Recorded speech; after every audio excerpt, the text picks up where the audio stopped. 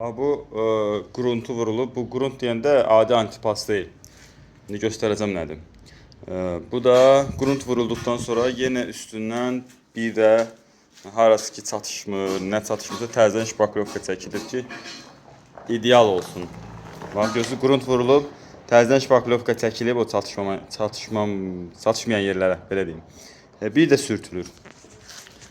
Qurunt deyəndə də ki, bunun ayrıca bunun quruntu, məsələn, adi qurunt 10 manatdırsa, bunun quruntu bax budur. 28 manatdır. Ayrıca bunun da dərmanı var. Bu da səhv eləmirəmsə 10 manatdır.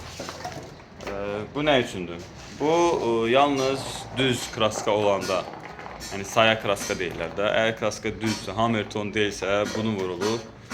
Çünki bu hər bir nöqsanı üzə çıxardır.